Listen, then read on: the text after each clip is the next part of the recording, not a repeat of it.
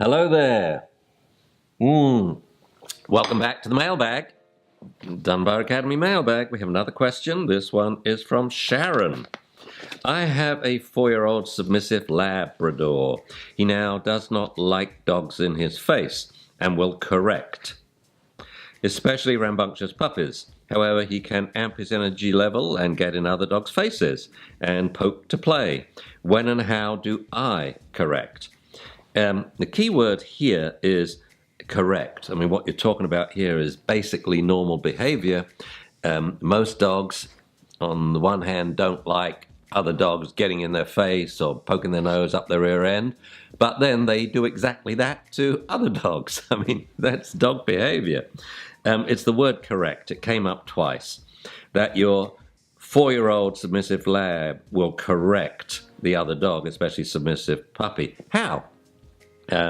It is kosher for a dog to go, to growl, to lunge, to snap, to lunge. It is not right for a dog to cause damage. So if that's happening, we got a big problem. But usually, no, it's just a correction. The dog's saying, I don't like that. Could you stop, please? Now, with rambunctious puppies, this is essential. This is absolutely essential. It's a thing that many people miss in behavior. One of the reasons they're rambunctious is so that other members of the pack will realize, oh my word, look at that puppy. We've got to teach him to just chill a bit. And what better time to do it than when he's a puppy? And what better time to do it when they can? You see, it's developmental non-contest. An adult dog or an older puppy or older adolescent dog correcting a younger puppy. There's no contest. And so the puppy learns, whoa, I guess I'm pretty low in this pecking order. So that's how they grow up, so they don't become a challenge to the social order when they get older, maybe much bigger and stronger and quicker. So this correcting of puppies once their puppy license is cancelled, because about 3.5 to 4 months, the male puppy's testosterone levels starts to rise precipitously to levels 5 to 7 times higher than adult dog levels. That is the signal for other dogs now to keep correcting this young puppy all the time. That's okay, as long as the correction is just something that's a little scary, or a stare. Okay, our Claude was the best at this. It was imperceptible. You couldn't see what he did, but he could take the craziest of puppies. I remember a dog we fostered over Christmas. The poor thing was going to be all alone in the Humane Society. So we brought her home, and I nicknamed this dog Spazzo.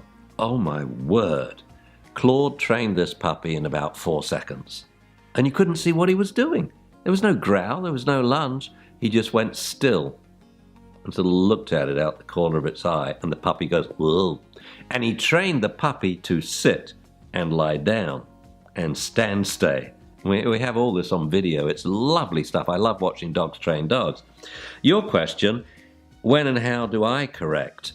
Well, I don't think correct is the right word. Well, maybe it is. You don't punish. But now correction has become a euphemism for punishment. If by correct you mean, how do I stop this behavior that I don't like and get the puppy on track doing what I do like, that's okay. But I think I would rephrase your question, how do I stop things when I get a little worried about what's going on? Yeah. If ever you're worried about interaction between two dogs, you stop it. I use my voice. I would say, Zuzu, sit. That's too much for that little dog. No, you're running up to it too quickly. Or you're bouncing around and the owners of the dog are getting upset. Zuzu, sit. Zuzu, down. There we go. Now the other dog can come up and sniff you while you're lying down, so that they get confidence. And the owners, that's the most important thing, the owners of the other dog get confidence. Or just take hold of the dog's collar. So if ever you're upset, stop it. But the real question here is, I think, was the other dog okay with this? Was the other dog actually being bullied? Is the other dog now scared? So what we do is the standard bully test. That when I did research, my favorite at UCB in Berkeley, one of my favorite studies I did was on social and sexual preferences in female dogs. And this is a way to find out what your dog is thinking or feeling. So what you do is you give the dog a choice. So we gave these female dogs a choice. Who do you want to visit? So we staked 6 male dogs out in the field. I don't mean we staked them. We had them on a 6-foot line. The line was staked, so the dog was in a 6-foot radius circle. And then we put the female out 15 minutes and saw who she visited. And she had very clear friends. She said hello to every dog, but she spent 14 minutes, say, Doris, with Ken. So after an event, when you think one dog's bullying another, just keep hold of the bully's collar and see what happens. It's standard in puppy classes. And what usually happens, the dog he was playing with, because it was play, comes running up and play bows and raises his paw and says, come on, let's play, let go of my friend, let go of my friend. So this is a great test. And as I say, 90% of the time, the other dog will tell you, no, I'm cool with this.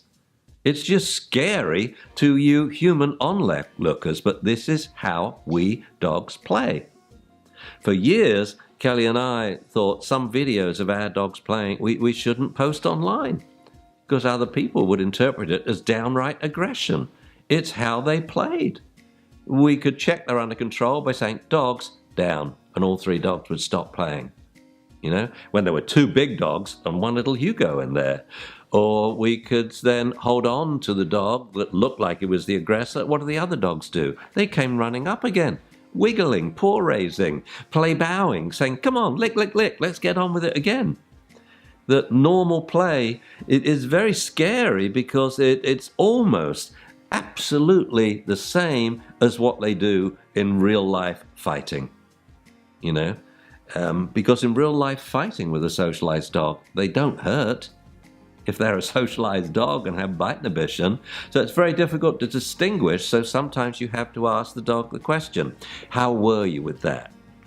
By holding on to the dog that everyone assumes is the bully and seeing what the other dog does. So when do you intervene? Whenever you're upset. But what's important is you get these dogs back to playing again. If you intervene and stop it, well, you're stopping it for life. You know, they were doing okay. They were doing okay until you thought you had to intervene. You know, if one dog ever causes damage, though, no, you have a different problem. You have a dog without bite inhibition, and that's a dangerous dog, and he just shouldn't be around other dogs. Best of luck with your play. Thank you. Thanks for watching this video. If you'd like to learn more, make sure you visit dunbaracademy.com and check out our selection of free dog training and behavior courses. If you'd rather watch some more videos here on YouTube, click right over here or here. And if you want to watch our new videos as we post them, click here to subscribe and don't forget to ring that bell.